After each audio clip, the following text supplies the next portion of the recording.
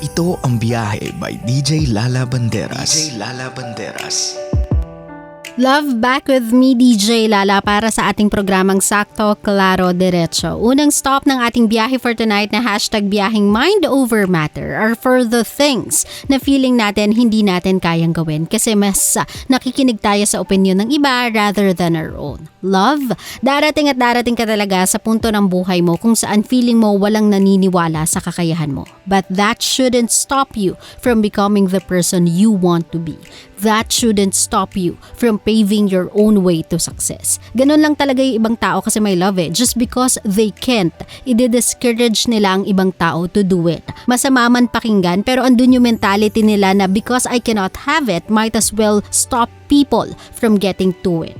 Love, dapat ang major source of inspiration mo ay hindi ibang tao kung hindi ang sarili mo. Dapat ang unang taong naniniwala at magmo-motivate sa'yo to achieve your goals ay ikaw.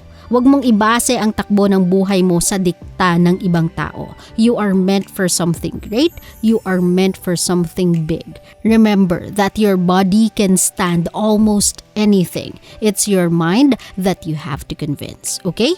Will it and you shall have it. Okay? A second stop ng ating hashtag biyaheng mind over matter. Alam mo yung samot-saring kwento ng tagumpay na dumadaan sa newsfeed mo. And just recently, naging trending ang pag-feature sa buhay ng Team Payaman, si Kong at si Ate V. O diba? Mga sikat na vloggers yan eh. I remember the back then when I was watching one of Kong's video at yung topic niya ay him having to say about the matters of life. Ayan. Tapos yung background niya, yung kortina pa, napakasimple. And now watching him film his vlogs na may multiple camera angles just made me realize how powerful the mind can be. Na kapag sinamahan mo ng sipag, baboom, success talaga. Lahat kasi tayo naniniwala ako pinanganak ng may ability to prosper. We just have to nurture that gift and work hard para i-showcase yung gift na yon.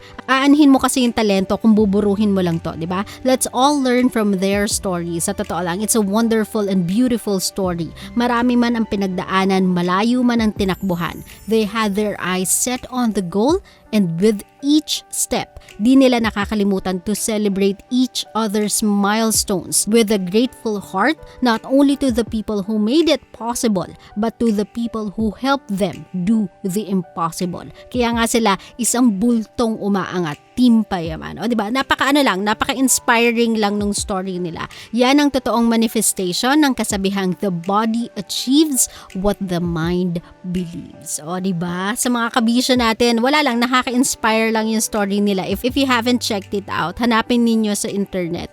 Maganda yung storya nila, in fairness naman. Kung babalikan ninyo yung first vlog niya up to the last vlog niya, ang laki na ng difference, ang layo na ng narating. And still, they are the same quirky people. Nakakatuwa lang. Wala lang, na-inspire lang ako. Bakit ba?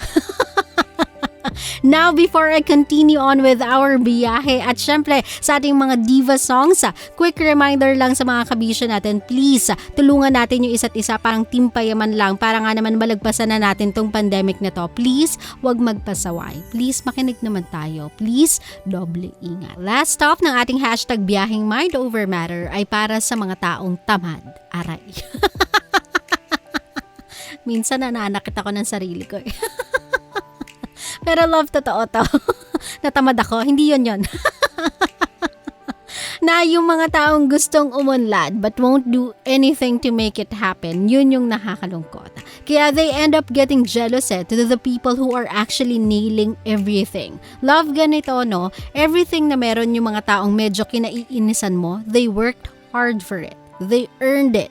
Nag-exert sila ng effort in order to achieve it, ng time, ng attention for it. So maybe if you'll do the same thing, lalo na't you think you are better than them, maybe you can surpass them. The only thing that's stopping you from achieving your goals ay sarili mo. Ikaw ang hadlang sa sariling success mo. From waking up in the morning to meeting the deadlines, you are failing yourself. That's the reason why you are falling behind sa mga kasabayan mo. So kung ano man yung kinalalagyan mo today, you don't have anyone else to blame it for other than yourself. You let that happen. So if naririnig mo ko ngayon, stop looking and fixating over sa success ng iba and focus on your own. Kasi minsan, it's not luck. that gives a man a good fortune. It's perseverance. Try mo, baka maging successful ka. Okay? Sa mga love ko, dire-diretso natin ang ating usapan sa aking Facebook page, DJ Lala Banderas. You are still with me. My name is DJ Lala and you are still tuned in sa aking programang Biyahe. Ang programang sakto,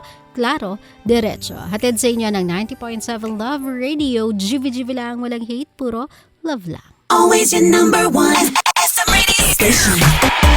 Love Radio. Love, kung natuwa ka sa aming video, i-click mo na yung subscribe button at yung notification bell para naman notified ka sa mga bago naming videos.